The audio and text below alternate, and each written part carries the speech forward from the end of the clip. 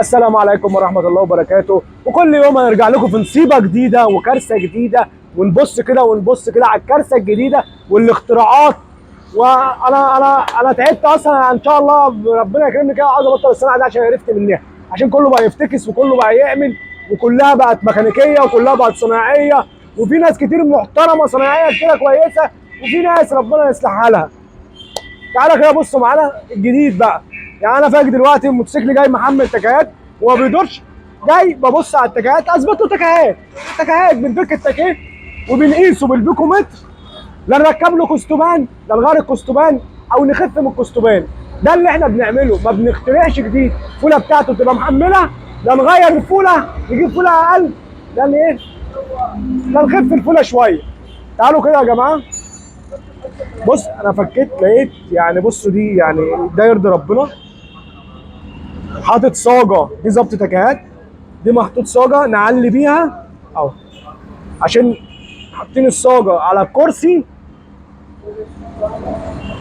فين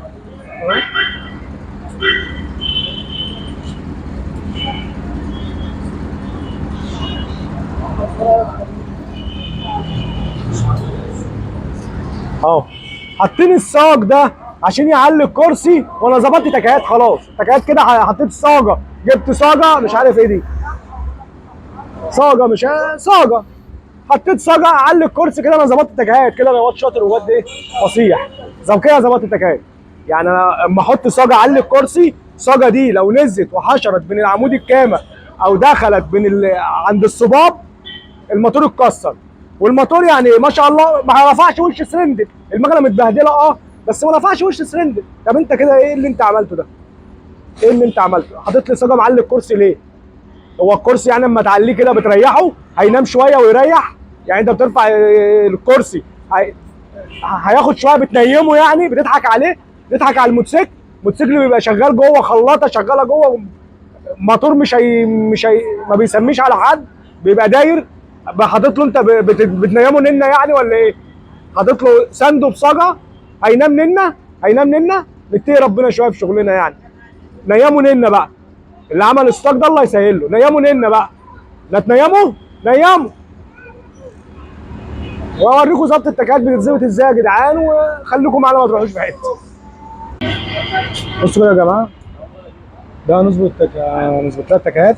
لقينا كستوبانه ما شاء الله يعني معموله حديد، مع ان المفروض هي بتبقى، بصوا يا جماعه، تبقى صلب هواء.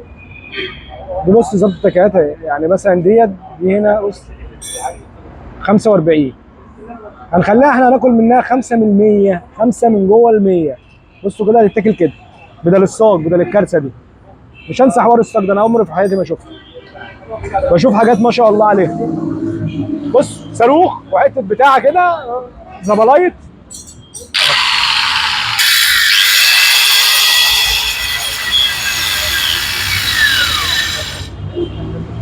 فيها ميه بس عشان المدينه ما تسخنش. بص اهي،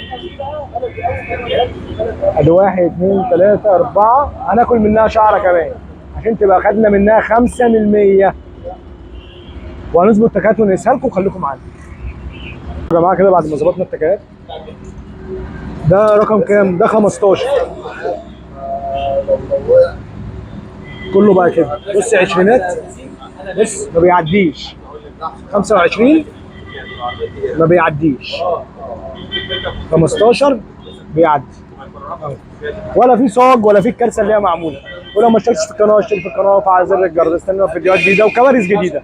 السلام عليكم ورحمه الله وبركاته.